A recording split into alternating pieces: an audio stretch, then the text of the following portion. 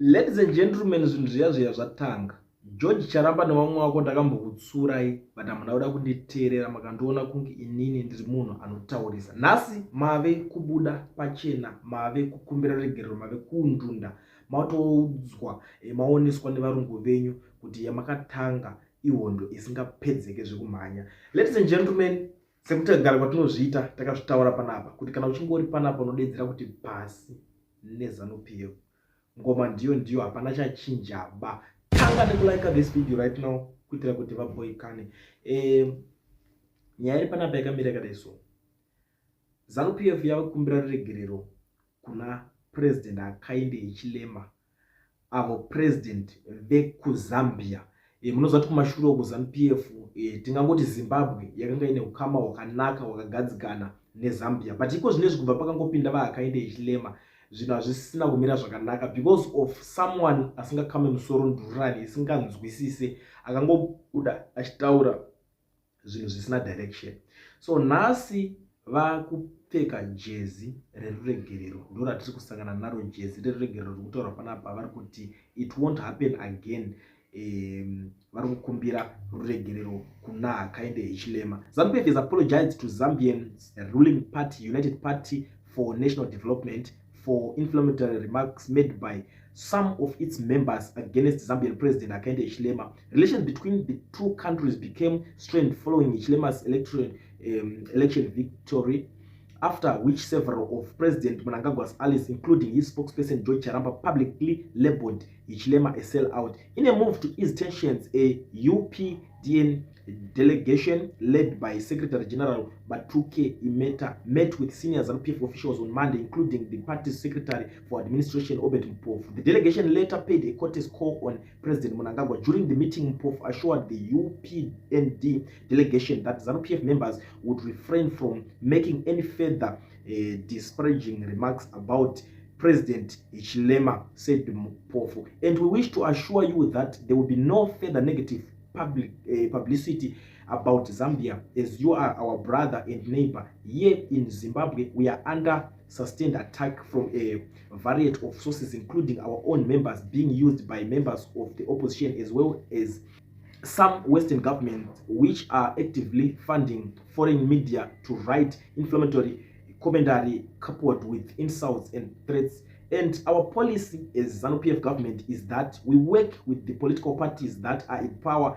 Anything outside that is not entertained. Mpofu also claimed that Hichilema's party had supported ZANU-PF in countering the March 31 demonstration organized by the self-exiled war veteran Blessed Geza. He said the recent widely publicized March 31 demonstration were unsuccessful, partly because of cooperation we received from yourself. There was even an attempt earlier on where we worked closely with the UPND to thwart some intended demonstration where opposition parties were going to ferry people from South Africa and other countries. The UPND delegation visit was a reciprocal gesture following a similar diplomatic visit by ZANU-PF official to Zambia last year to strengthen ties between the two ruling parties. Panyaya yese ika yamadzadiwa inini pane yazondivhundutsa panapa parikunzi zvone the recent widely publicized 31 March demonstration were unsuccessful, partly because of the cooperation we received from yourselves. Kureva kuti Zambia iri kunzi ndo yakamira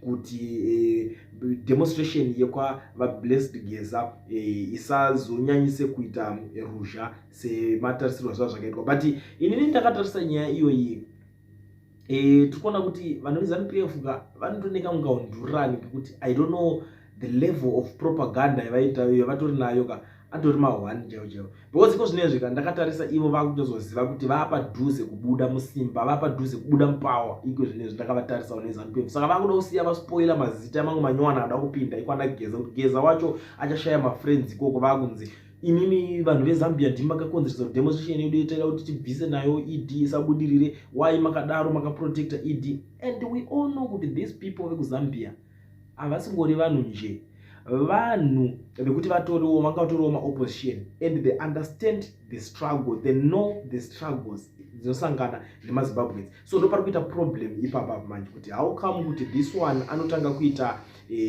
makuhwa kana kuti makungwa ekufambisa kuti demonstration yekwageza isabudirire.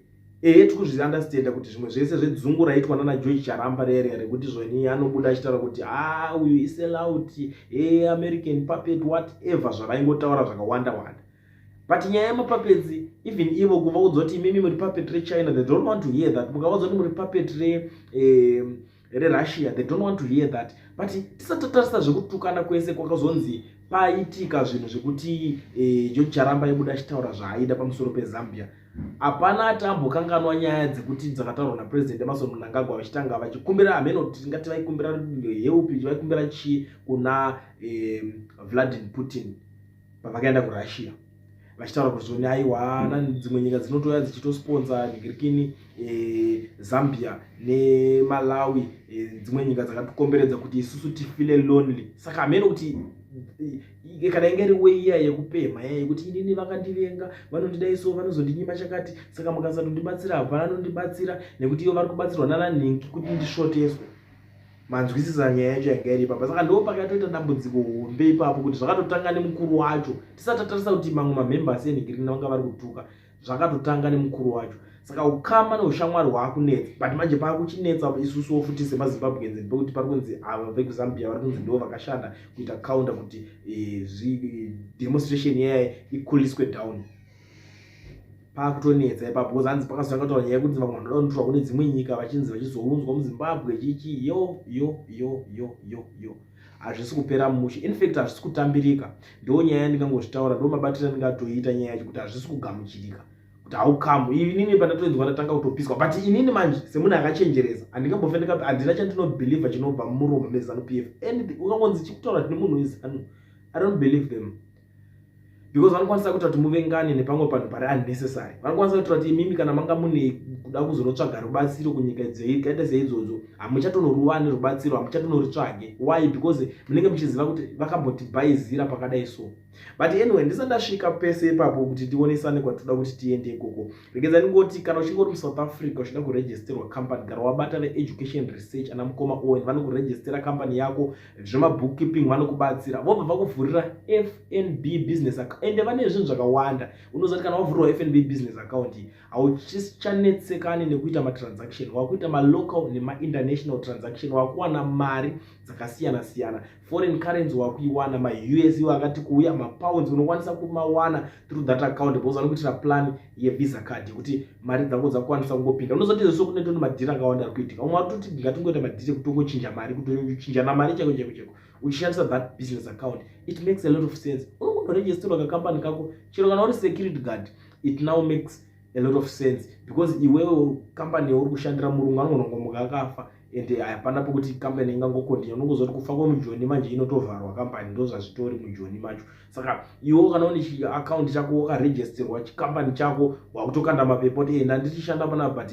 ndine yangu company ndinochigona chibasa ichi wakutopinda zvakasiyana siyana. Kana uchicheka miti wakutongopinda wakutongoti aiwa ini ndinocheka miti vemiti veconstruction businesses ari kuitwa mazuva ano akawandisa muSouth Africa but handingazokwanisa kukuudza izvese kana musina kunge mani kunoregister ipapo. So contact them on the numbers that are showing on the flyer. Munongovabata ipapapa vanokuitira plan dzacho.